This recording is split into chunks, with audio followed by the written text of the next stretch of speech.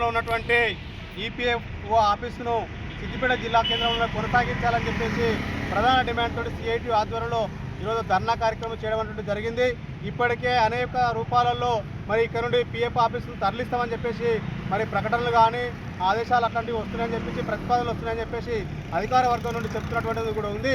మరి సిద్దిపేట జిల్లా కేంద్రం అయిన తర్వాత ప్రధాన కార్యాలయాలన్నీ ఇక్కడికి రావాల్సినటువంటి అవసరం ఉంది. మరి ఇక్కడున్నటువంటి కార్యాలయాలను తరలించడం అంటే ఏంటని చెప్పేసి మేము ప్రశ్నించదలుచుకున్నాము.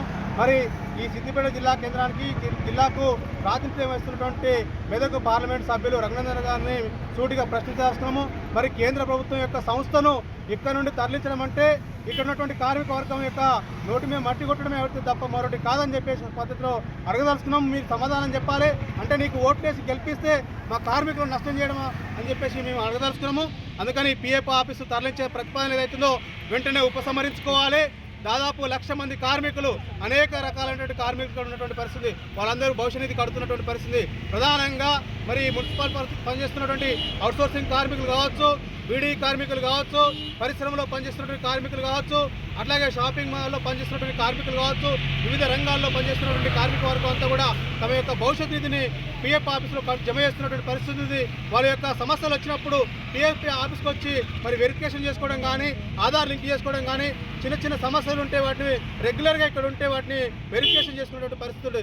ఒకవేళ వాళ్ళ యొక్క కుటుంబంలో అవసరాలు ఉంటే డబ్బులు తీసుకోవడానికి డ్రా చేసుకోవడం కోసం ఇక్కడ వెంటనే వచ్చి తీసుకున్నటువంటి పరిస్థితి. కానీ సుదీర్ఘ ప్రాంతానికి మెడికల్కి తరలిస్తే మరి దూర ప్రయాణం అనేటువంటిది ఉంటుంది. అక్కడ పోవడానికి సౌకర్యార్థం కూడా సరైనటువంటి పద్ధతిలో లేదు. ఒక జిల్లా అయిన తర్వాత ఇక్కడ నుండి తరలించడం అంటే ఇక్కడ ప్రజాప్రతినిధులకు తలవంపుతనమే అయితే తప్ప మరొకటి కాదు. అందుకని మెదక్ పార్లమెంట్ సభ్యుడు రఘునందన్ రావు అయినా ఇక్కడ ఉన్నటువంటి హరీష్ రావు గారైనా ఈ ఆఫీసును తరలించకుండా ప్రజాప్రతినిధులుగా మీరు బాధ్యత తీసుకోవాలని చెప్పేసి ఈ కార్మిక వర్గానికి అండగా నిలవాలని చెప్పేసి మేము సిఐటిగా డిమాండ్ చేస్తున్నాం. లేని పక్షంలో పిఎఫ్ ఆఫీస్ తరలిస్తే కార్మిక వర్గాన్ని ఐక్యం చేసి పోరాటాలు నిర్వహిస్తామని చెప్పి మరిన్ని వీడియోస్ కోసం ఛానల్ ని సబ్స్క్రైబ్ చేయండి. లేటెస్ట్ అప్డేట్స్ కోసం వాట్సాప్ ఛానల్ ని ఫాలో అవ్వండి. అండ్ లింక్ డిస్క్రిప్షన్ లో ఉంది.